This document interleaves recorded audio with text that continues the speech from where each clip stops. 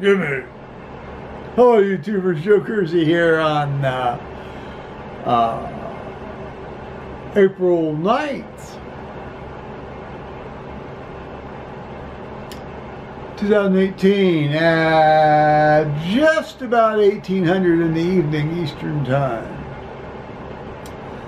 April 9th is the anniversary of the, well, more specifically, I was going to say the South's surrender at Appomattox, but more accurately, Lee's surrender at Appomattox to General Grant. Appomattox Courthouse in the, I can't remember the name of the guy that owned the mansion or the house. And all of the hysteria about tearing down Confederate monuments.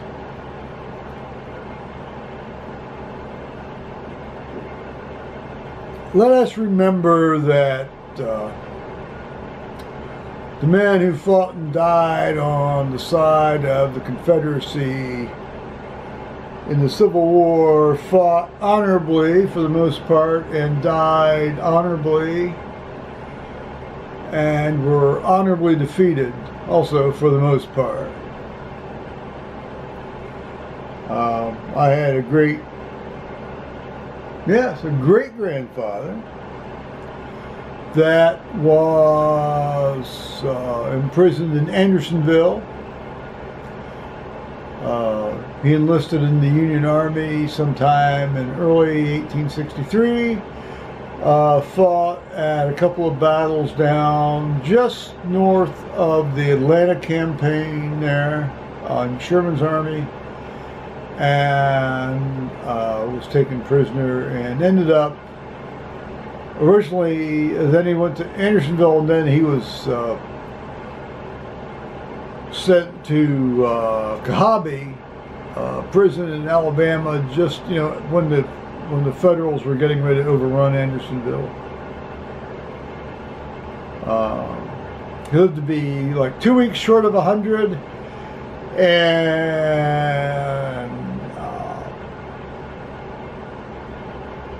if you're going to survive something like Andersonville for the better part of a year,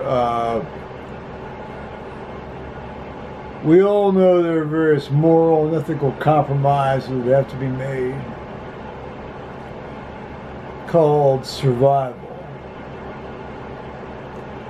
So let's withhold some condemnation about practicalities of how people get along in the world, huh? Well, the men in the South fought honorably for the most part, and died honorably in the most part, and were fighting for what they believed in, and you can't ask more of a man than that. So, those of you who tear down their monuments thinking it's something horrible, shame on y'all. Well, this editorial was brought to you today by me enjoying some Almaden Cabernet Sauvignon, and the fact that I've been sitting up here waiting to see if Paul would show up to do his laundry, which means he might show up tomorrow to do his laundry, but I don't have any hint of that. Nor do I think I will get a hint of that. But that's all right. I'm not planning on going out on some sort of bacchanal.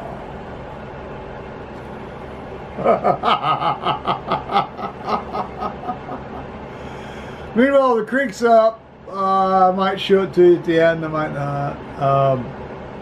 We had a nice dusting of snow for about 4 or 5 hours a day.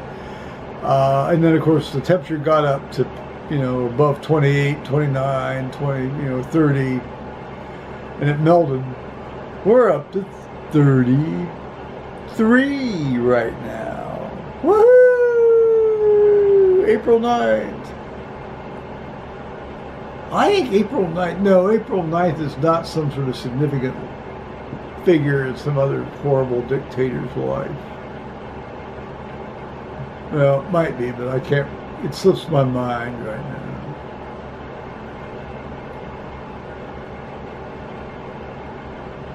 Well, it seems that Israel did the United States job in dealing with some of the Syrian bullshit after this chemical weapons thing. I might have been using that as an excuse just to do what they needed to do anyway. I'm sure that our president will have some sort of tweet or Twitter or twat or whatever about it. Take away that man. Would you, somebody take away that guy's phone, please? Give him back one of those little Nokia flip phones or something. He won't have the patience to go to write a message with all that stuff. He's got big thumbs. He can't do that shit.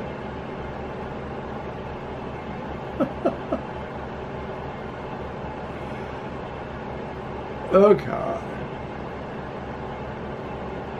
So today, my latest book is Dare Made McCullough's Tudor Church Militant, Edward VI and the Protestant Reformation. Now, my son would say he would like to add the so-called Protestant Reformation.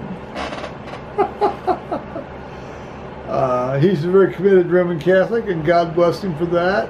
I wish his mother had not done that, but there it is. That's a fait accompli. But anyway, I respect him for that. I don't agree with it, but that's, you know, it's too bad I can't really go to church with him or his wife or son, my grandson.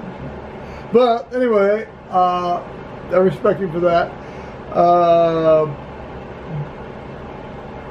You know, Dare Made McCullough, always good. And of course, just you've got these wonderful sources. You know, you've got these great source notes. You know, I'm really big on the source notes. So this was to give you the bibliographic information. It's come here, Joe. It's Penguin Books, which is actually well, Penguin Random House UK. First published by Alan Lane, 1999. So this edition is the 2001 edition. Copyright Dare Made McCullough, 1999. So that's my little book ad. So good reading for me tonight. Well, many nights when I'm drifting off to sleep in the north bedroom. Meanwhile, I thought it's about time to look for the Central European trip airfares and plane tickets and things. And I did some searching, and I can find stuff. I know that I'll be able to pay about $1,500 for this trip. But I didn't book anything because, quite frankly, the various websites were confusing the hell out of me. So I'll wait about Wednesday when I know that I'm going to have a completely unencumbered day. Pardon me for belching while I'm talking to you.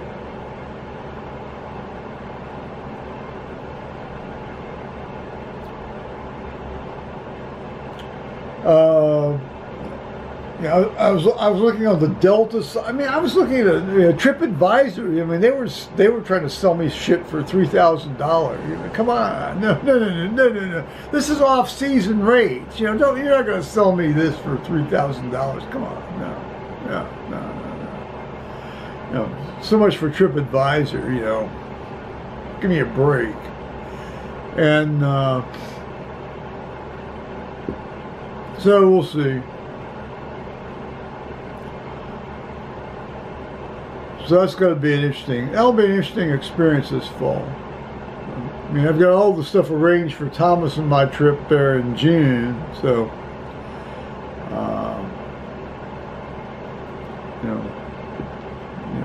the fall trip isn't high season. The thing with Thomas and me is high season, and, well, there was just no other way to do it, so I'm sort of bending over and taking that, but that's all right. Well, you'll be with your son and have an experience. You bend over and take it, don't you?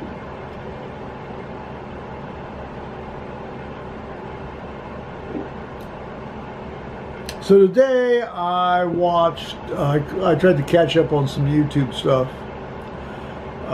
Listened to Dean Caswell for all of his live streams. Of course, I can't catch his live streams, even though I've hit the notification bell. They don't ding me, they don't bing me or whatever, and he does that on very early Sunday morning, my time.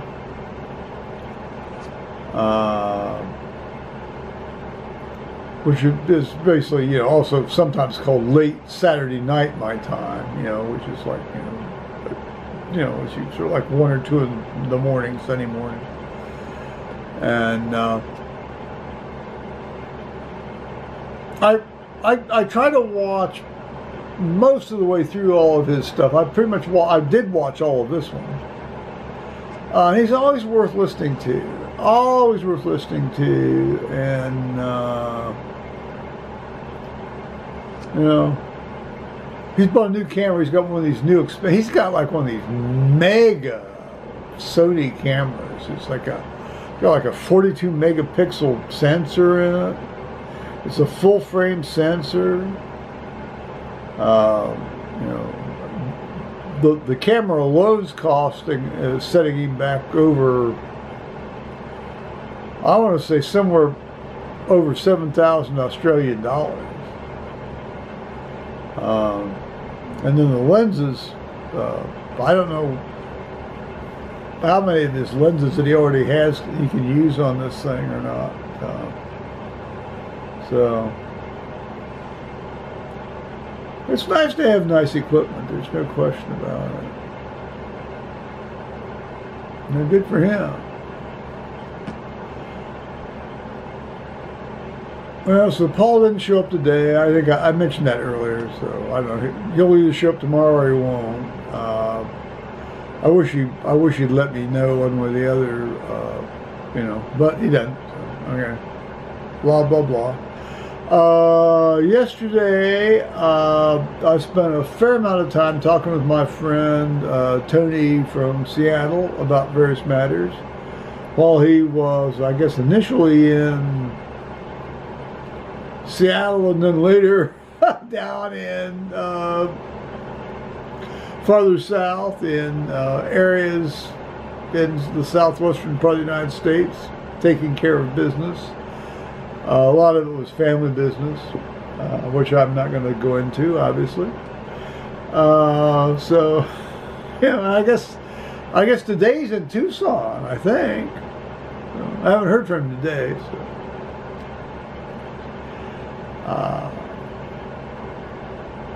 Yeah, it's great. It was great. It was great. I got to then talk with Tamara a bit, who's a doc friend of his and mine down in New Mexico. And at some point, I think probably sometime next year, maybe in the late spring, I'll probably end up going down and seeing all of them. Be fun. Hope it works out that way.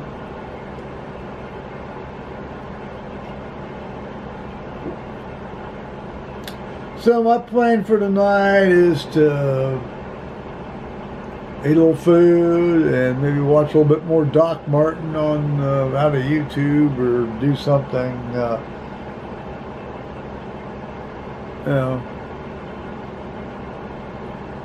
I can't go to bed 7 o'clock, I really ought to stay up a little bit longer, Yeah, the days are getting longer.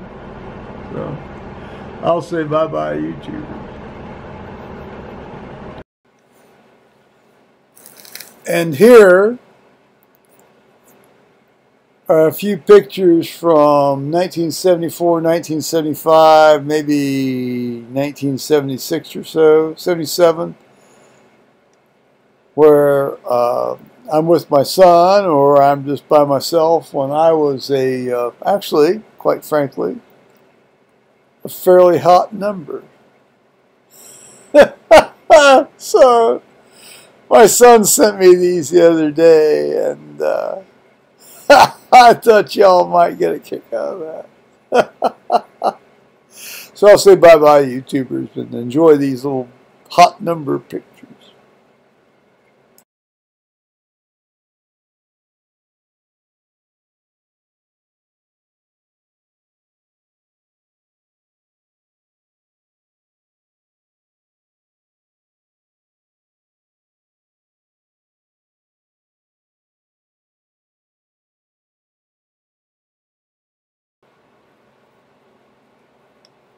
These pictures are basically from 1974 when we lived on West Como Avenue in Columbus, Ohio. And then later on, particularly the swing pictures when we lived on North 4th Street in Columbus, Ohio in 1975 and 1976 and 1977 when I was a resident, both in surgery and then later in anesthesia. And then there's a picture of me in this little red hat. Now, my mother knitted me that red hat. She knitted red hats for everybody, the nephews, me. Later, when Thomas got older, she knitted him a red hat. But somewhere along the line, I misplaced, lost, apply your favorite verb to my red hat. Well, she and I had, as you've gathered from what I've said, some interpersonal problems. And she said, she claimed, she asserted that I had deliberately thrown this red hat away. No, I had not. My Lord, no, I would never have done such a thing.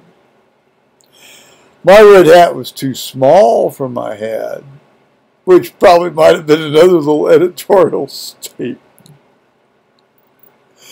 She knitted one for my dad too, but my nephew got that one. My nephew got the one that actually fit, because John was the favored one, the son she wished she had had. That's all right, John. You can't help it what my mother thought. And you're welcome to the hat, because they were nice hats. They were nice thick hats. In any case, I had misplaced this, I thought. Well, I didn't realize where it ended up. Apparently it ended up,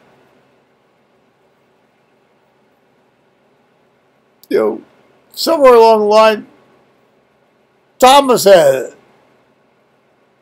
And good, because, who else should have had it? Notice she didn't knit him a red hat.